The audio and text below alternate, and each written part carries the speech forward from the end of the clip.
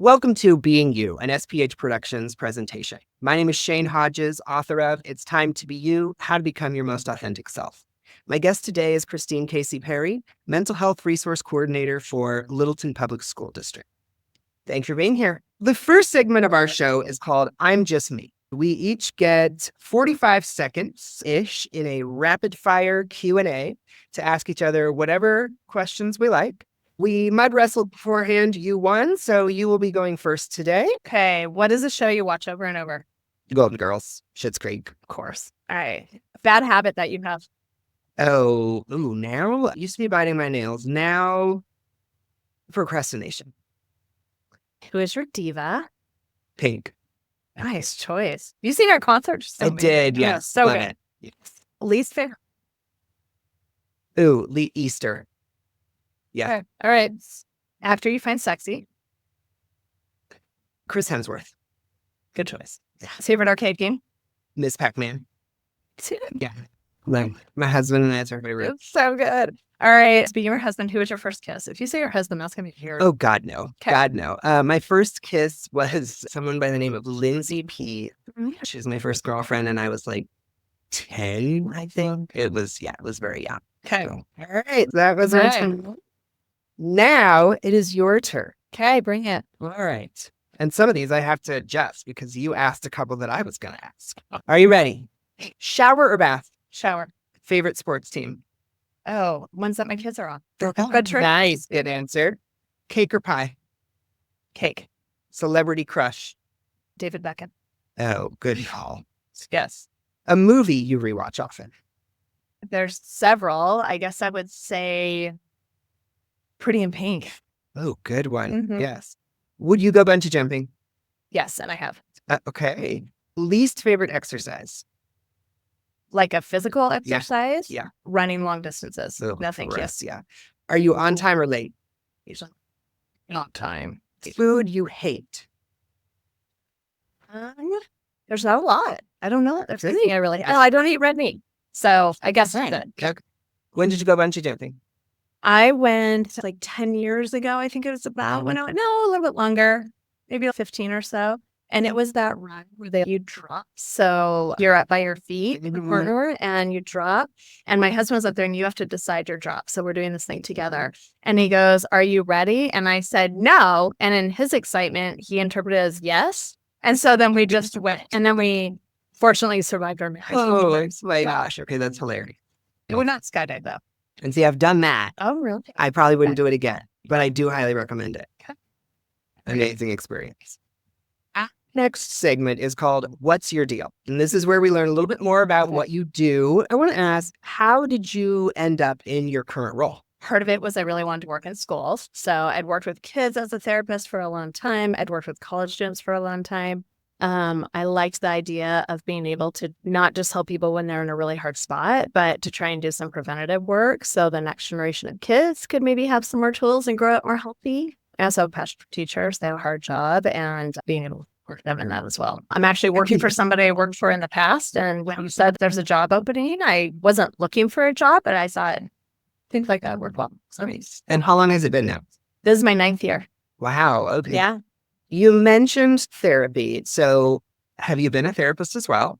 Yes. And what is your background and credentials on that front? I got my master's degree in 2000 from the University of Colorado, Denver. I loved that program. Loved it so much. Then I went and worked in a residential treatment center for kids. That was really important, really hard. Like you learn everything, all the stuff they don't teach you in grad school, like how to have therapy with a kid in a juniper bush because the kid ran away and you're crawling in a spidery juniper bush to go have a session, like stuff like that.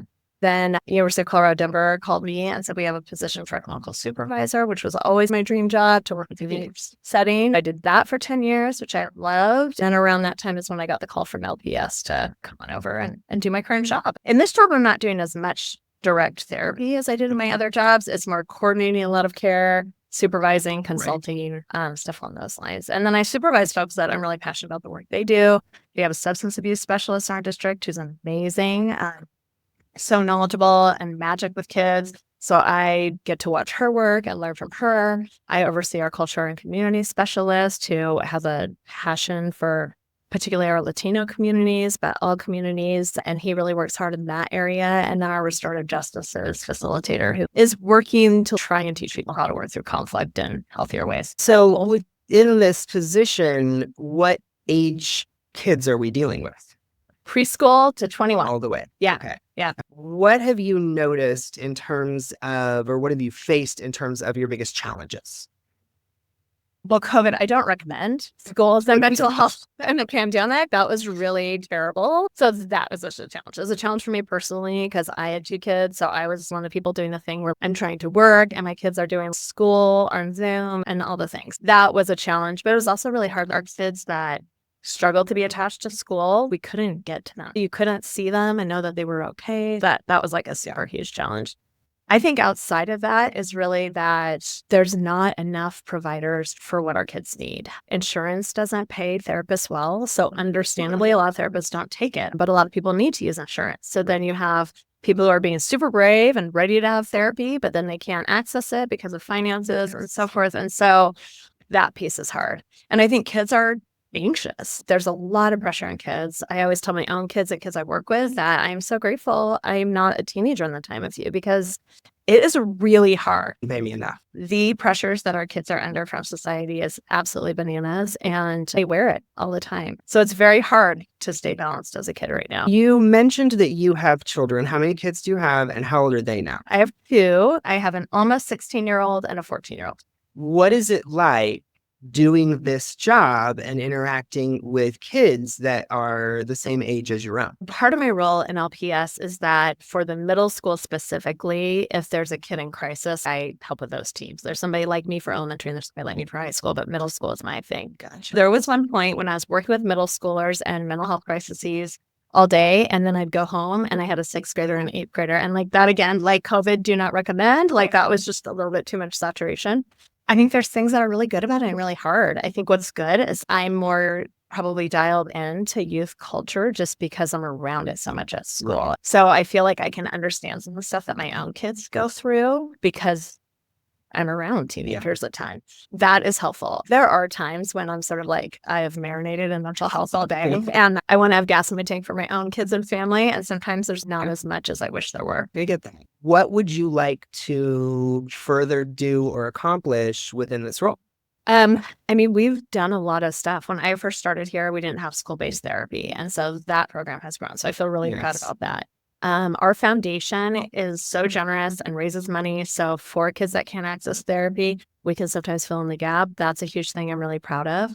If I think about where to go forward, I would love for there to be more emphasis in schools and LPS, particularly because that's where I am, around really figuring out how can we allow kids who want to be competitive, because there's some good stuff about that, right? But also not have it define who you are as a person. The pressure that kids face around college, around sports, around all the things is so intense and it creates a lot of anxiety. And I don't think competition needs to go away, but I think we need to figure out how to have more balance in it because I think it's making our society more collaborative and we work better when we're collaborative. And I think people want to, but it's confusing of how to like take in all the information and expectations. So that'd be my dream. It's like, how can we start to embed that and make a little micro society?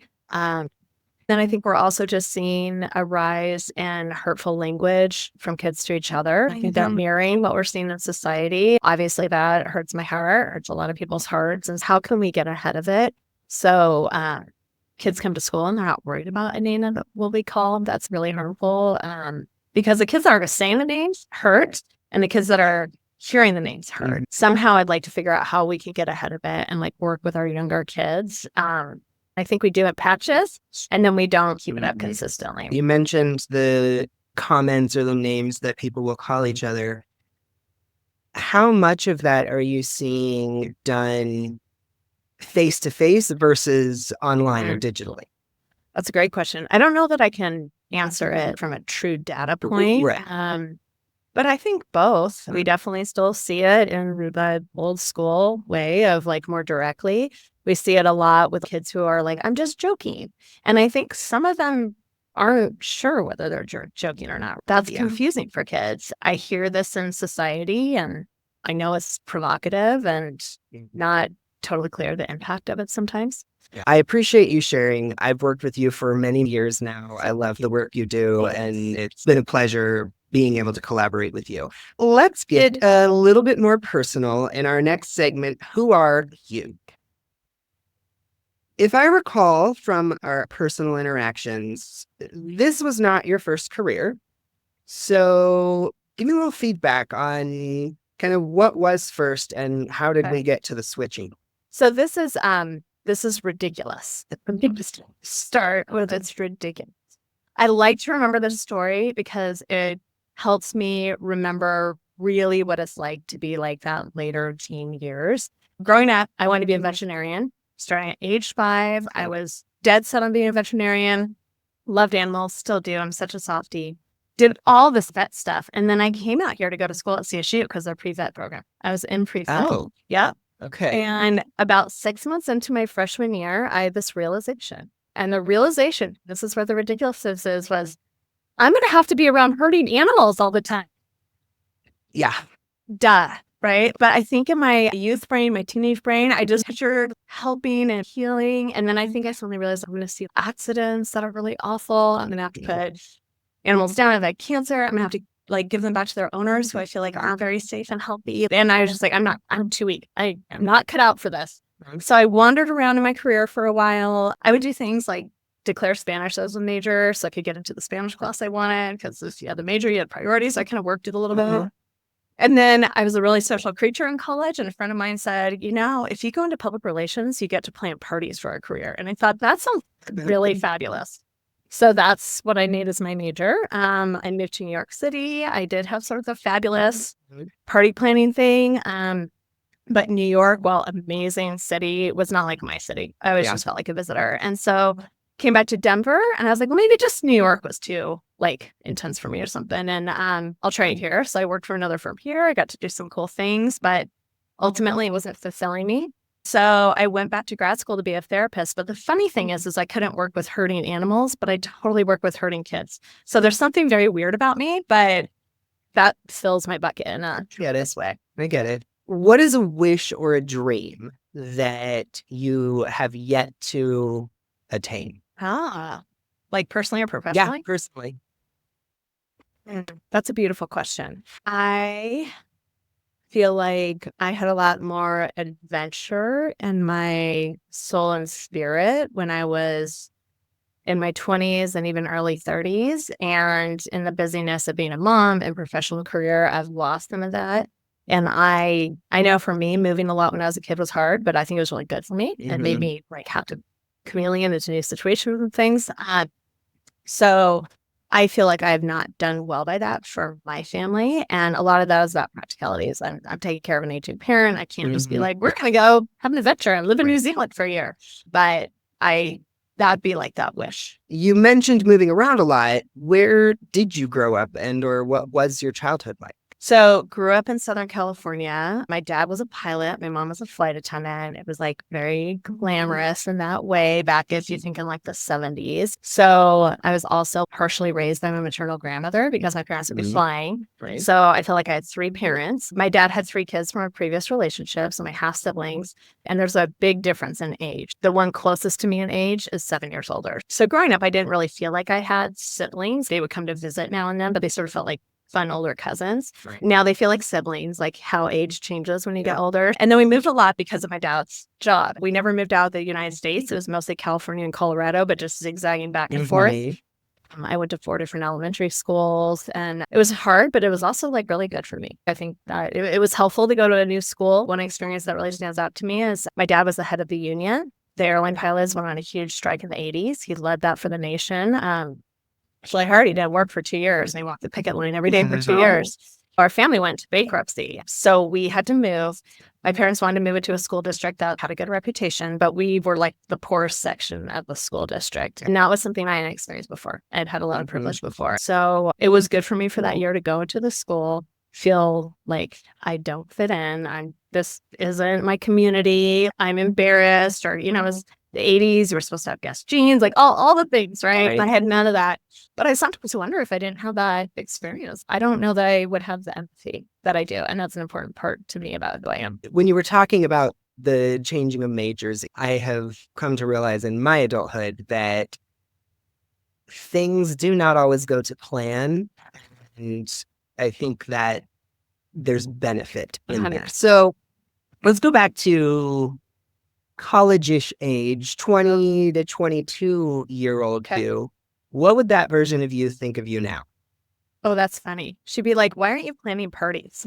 It's a good question. Why are you not planning parties? I think she'd be proud because in thinking about your book, for me, growing up as a female, there was a lot of coding around how I was supposed to act and behave in certain situations. I think my mom, who is somebody I value greatly, like huge influence on me, my mom was beautiful and she was a flight attendant and you were supposed to be beautiful and look a certain way. And I grew up in Southern California mostly. And there's a lot of pressures about how you look and how you be and so forth. And I think that happens in lots of pockets of the country in different ways.